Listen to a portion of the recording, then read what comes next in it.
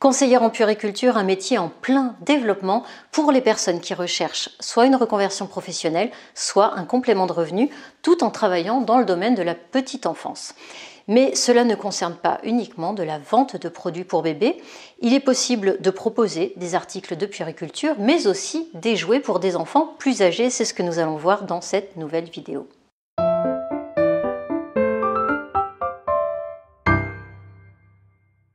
Suite au succès de la vidéo précédente dans laquelle je présentais le kit naissance, j'étais dans l'obligation de vous faire cette nouvelle vidéo de démonstration du kit éducatif.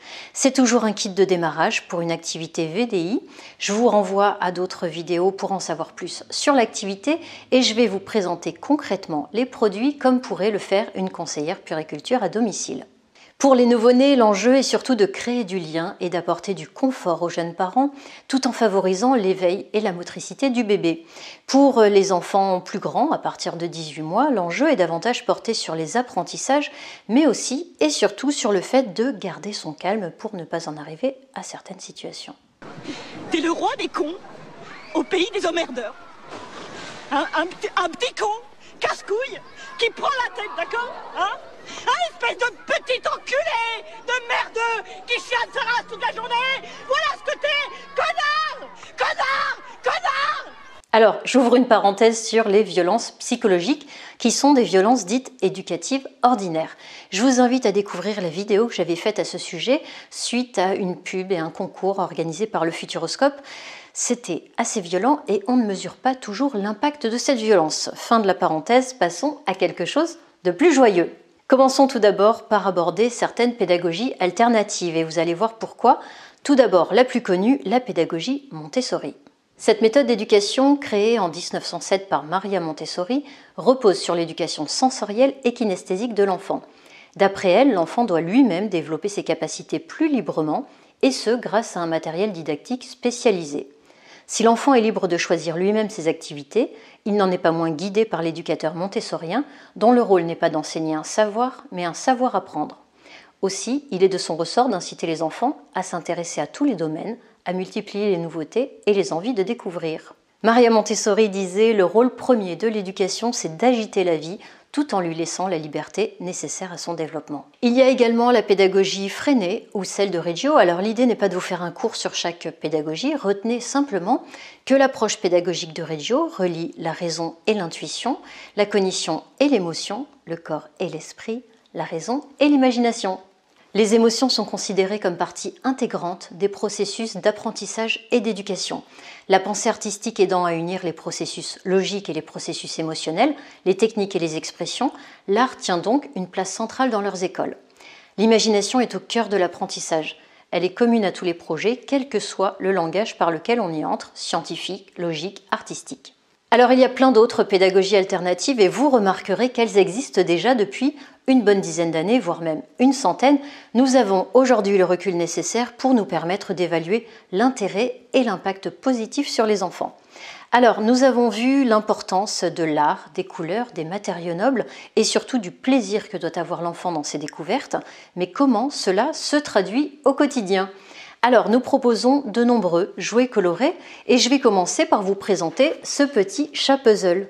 Ce puzzle éducatif en bois issu du commerce équitable est fabriqué à la main par des artisans qualifiés du Sri Lanka à partir de bois d'EVA recyclés et de peintures non toxiques.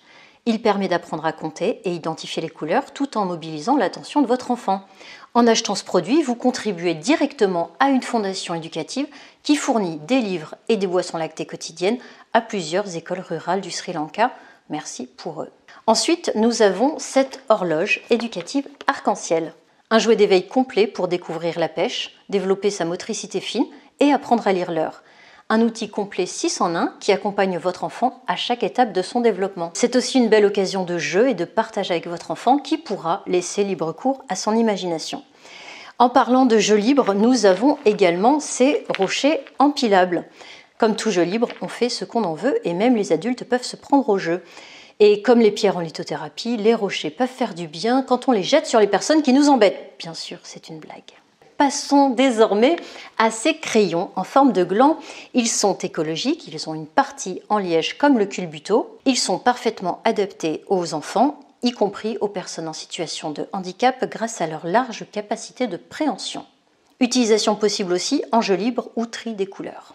Ensuite, nous avons le rituel magnétique, un joli cadre recto-verso qui permet à l'enfant de savoir ce qu'il a à faire, dans quel ordre, ou simplement pour lui rappeler afin de ne pas en arriver à crier.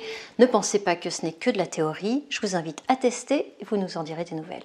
Et enfin, nous avons les fameuses émoticartes. Ce sont des petites cartes toutes simples, colorées, qui permettent de nommer les émotions et donc de pouvoir les identifier pour mieux les gérer.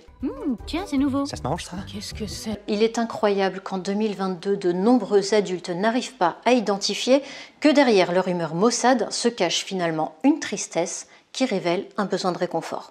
Besoin généralement comblé par la nourriture, l'alcool, les drogues ou toute autre addiction. C'est une catastrophe.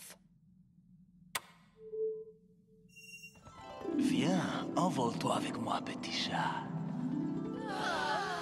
Toutes nos conseillères puériculture sont formées dès leur intégration à une méthode d'entraînement cérébral qu'elles sont en mesure de diffuser lors des ateliers ou des réunions à domicile. J'en parle dans d'autres vidéos et je vous invite vraiment à tester pour vous faire votre propre avis. Vous pouvez télécharger notre livret d'informations en cliquant sur le lien en descriptif de cette vidéo. Pensez aussi à vous abonner et à partager cette vidéo. Prenez soin de vous, je vous dis à très vite pour la suite. Ciao, ciao.